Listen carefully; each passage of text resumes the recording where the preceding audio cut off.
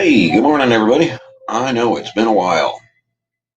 One or two of you happened to catch my little 30-second blast of the garlic.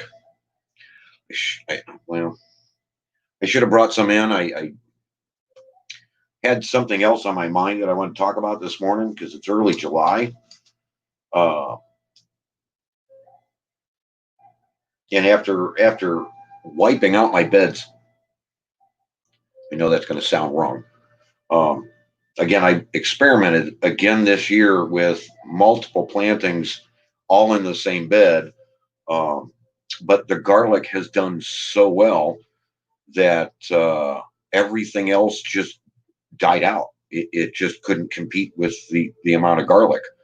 Um, they say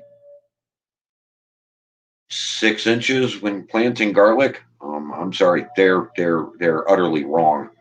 Um, when I harvested this year, and I'll apologize. I should have come out there with a camera or something, but it was so hot out there working in the two beds that there was just no way I could have done both. It was just too much. We reached 90 yesterday, and out on the Harley, it was just you couldn't breathe. You couldn't breathe no matter where you went. It was terrible. But that's Cleveland. I mean, there's just they had drained the canal, but whatever. Um, so what do you do? You've wiped out your garden. You've pulled all the garlic out. Now you've got all this raw bare soil again. Um, so what do you do? Because you've just taken away all the flowers, you've just taken away all your plants, you've just now everything's wide open and bare. Open the soil up. Okay. Look for your worm signs, which in every little clump just looks like a bunch of cheese. Okay. That's worm sign. That's what you're looking for. Um, get the additions in, get your minerals in. As you're going through doing all of that, you're prepping your bed for next year's harvest. And as I was going, I was thinking to myself, wait a minute, a lot of these guys, um, especially now, um, you're all everybody's so distracted with everything else going on around the world. Um, Nobody's paying attention to the food. This circumstance.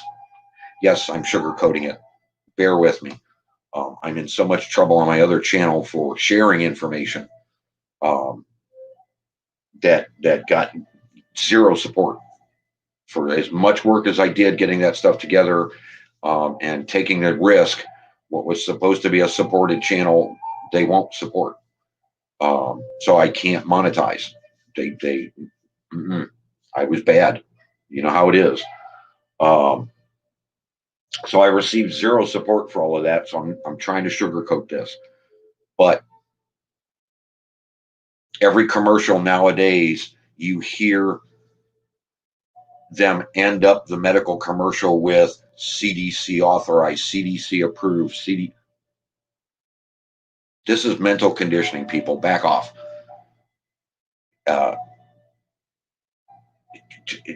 don't fall for it. Okay. Keep your wits about you. The food is bad. What's coming is worse. If you're not growing your own, you're in trouble this winter. Um, if you're not canning and putting away, you're in trouble this winter. Uh, all the signs are there. Different authorities, we'll call them, are already hinting at more coming, and it's going to be extremely, extremely bad. Um, so if you're looking at an empty garden, you've just harvested. Uh, you, Prep the soil, sweeten the soil, and if you're not understanding what I'm referring to, you need a copy of the Green Wizard's Guide. I can't sing enough at the difference from neighbor to neighbor. And I'm looking at these other gardens. Um, I've been asked to go out and look at a couple of different yards. Um, and yeah, I know I should be charging for this, but uh, guys, the clay situation and people's misunderstanding of what's going on. Um, I, I stand there in confusion. I just you need to read this book. The the few of you that have the book, and I do mean few of you, um, know what I'm talking about. You've read it. You understand where I'm leaning. Um, when roots from trees start to appear in your soil, that doesn't mean order a truckload of soil. Okay, there's a different situation going on. I've covered it before. I'm not going to go into it because I came on to give you July planting, what to plant in July. A lot of your salads are awesome this time of year. A lot of your basil, one of the huge ones, cilantro, one of the huge ones. Um, if you get them planted now, uh, you might get to harvest before winter, before the first freeze. Um, and you're going to want these things around as we're harvesting tomatoes, for example, basil.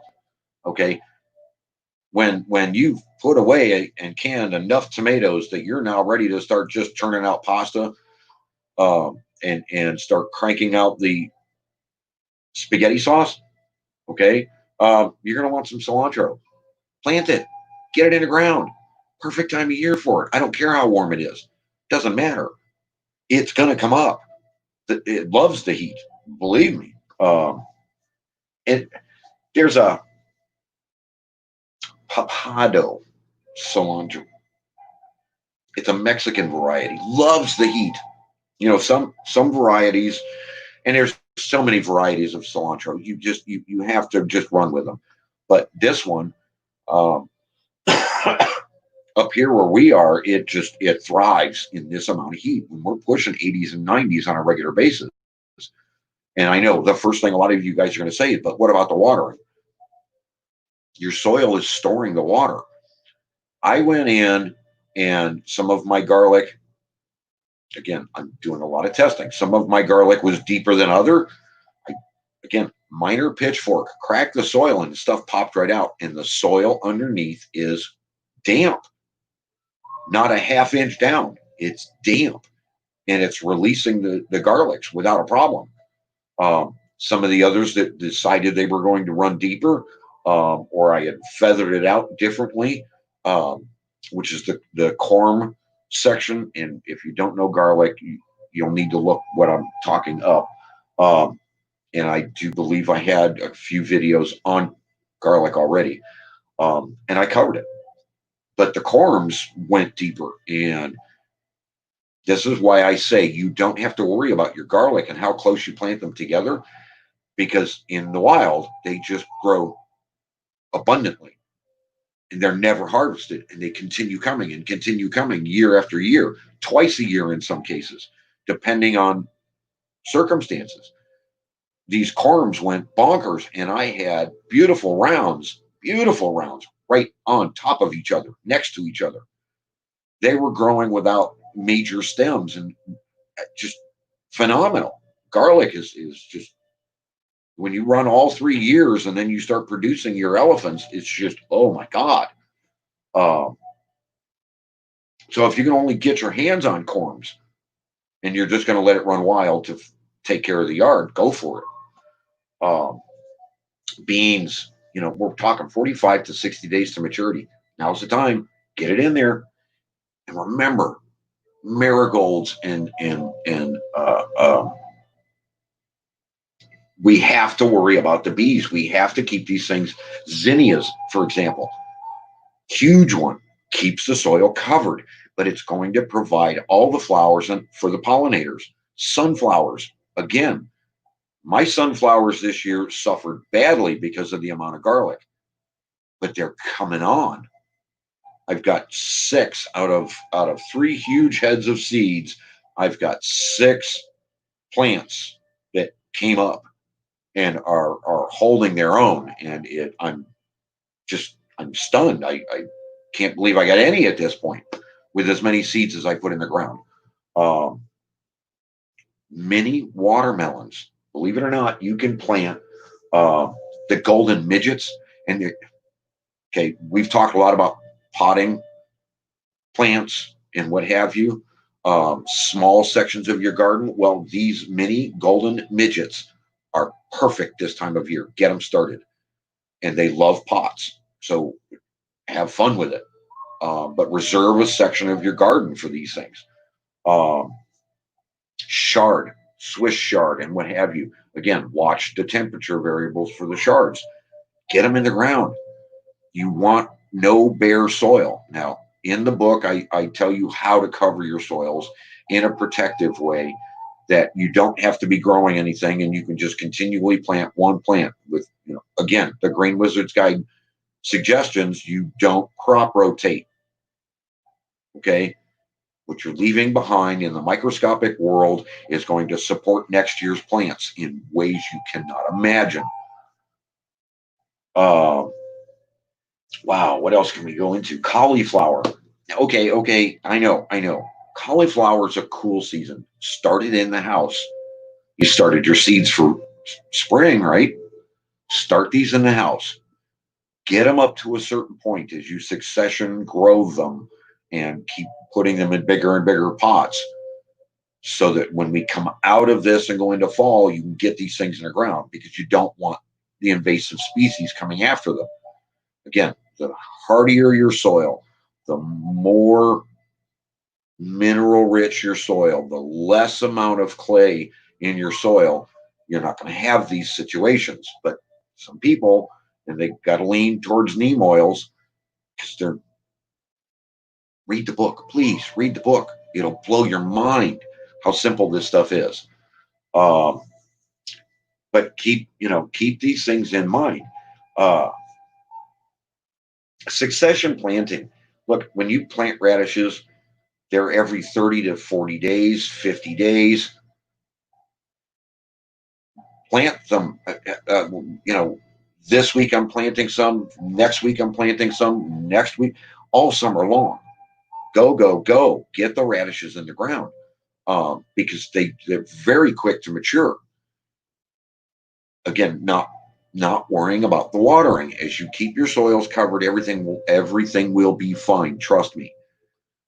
I've got to lean, more into Howie here, because as your soils are mineral rich underneath and active and teeming with life underneath, so you've got to prep your beds. I'm not saying don't no-till.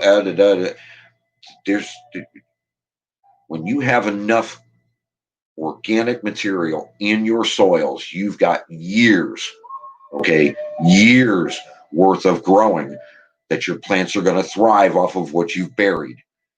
Again, that's another reason I lean towards, putting your compost in your garden, actual bin.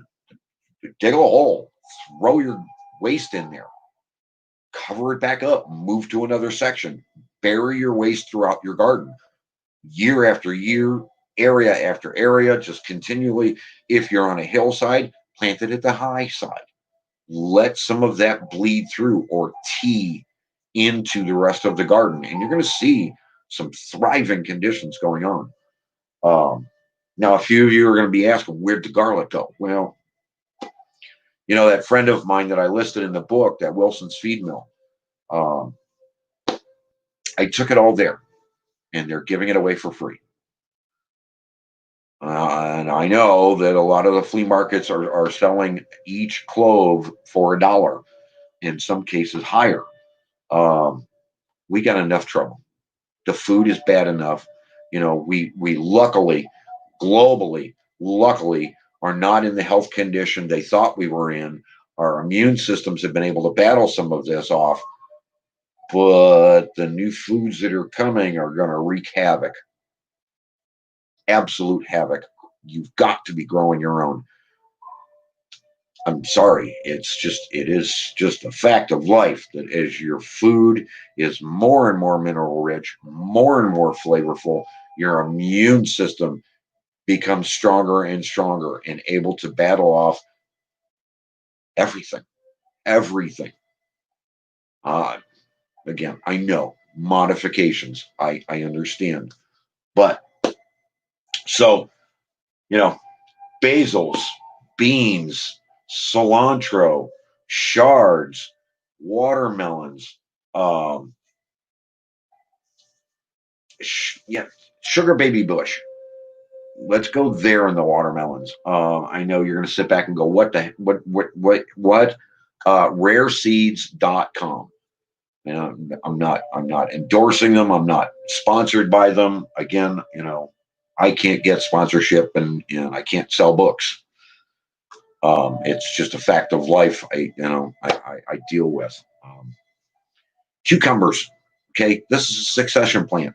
Again, every week or every other week or what Homestead Tessie preaches this. Don't harvest everything at once. Give yourself a break. Okay, that's succession planting. Plant some this week, maybe next week or the week after, plant some so that these things are coming to maturity at different times throughout your garden. And you can harvest at different times for different flavors, different tastes, different ways of storage. Um, it's what else am I missing? Anything? Sunflowers, always. The last one I'll leave you with, and you want to leave this on your northern side. Always remember to leave this on the northern side. Pack them close together for cross pollination purposes. Is sweet corn. Yes, you can get sweet corn to grow fast enough this time of year so that you can harvest it before the frost. Okay, so that's 6, 10 maybe plants that I am suggesting and recommending you get in the soils this week. Get them started. Get on it, everybody. Keep your soils covered. Covered soils are 10 to 15 degrees cooler. So don't leave exposed soils. Okay? Good luck to all of you. Support me if you can. Get this out. There's a lot going on. The more this is shared, the more people start to understand that today's food isn't as good as the food you can grow in your garden. I'm sorry, it's just the way it is. And if you're afraid of gardening or you've never experienced it before, get my book. Learn from my mistakes. Get a better understanding. It's not as complicated as some people may make it out to be. And are some of you gardening right? I don't know. We'd have to do a taste comparison. We'd have to put yours against mine and see if mine's more flavorful. That's the only way I can say it's right or wrong. It's not the bricks level. It's not the NPK BS that's killing us. It's wiping out our yards and wiping out our soil conditions and giving us so much clay. It's not it at all. Howie will tell you the same difference. Talk to the gardeners. They're going to tell you. My system, my suggestions, you're going to laugh. You're going to have a good time laughing at my mistakes. And that's kind of what we need right now. We need a bunch of laughs. We need a bunch of help. Instead of everybody standing there going, what's in it for me? What's mine for free? We need a whole lot more good Samaritans. And that's where my garlic went. I'm trying to help him out and trying to get rid of some garlic. It's like, oh my God, did I get a lot this year? And they're huge. They're gigantic. And no, I've proven it again. There is no distance from clove to clove. It doesn't matter. The plants will do what they need to do when the soils are right. You're not fighting it. You don't have to take a hatchet or a rototiller or any other major piece of equipment to get garlic out of the ground when it's done right. You don't have to do that with anything that's in the ground when it's done right. And doing it right is feeding Mother Nature and feeding the food web. Hey, I appreciate you, one or two people that might see it till the end. I really do. Thank you so much for coming. We'll see if I'm around later. It is what it is. It's just, there's so much going on. It's so beautiful outside, and there's so many things I can do in my yard and my garden, that I just, to stop and sit down and see everybody is a little bit hard right now, because I just don't want to be indoors in the air conditioning. I'd rather be outside. So I hope you're all doing well. Leave a comment below. Let me know things are going on. We'll talk at you. Prayers to all of you. We'll see you. Have a great day.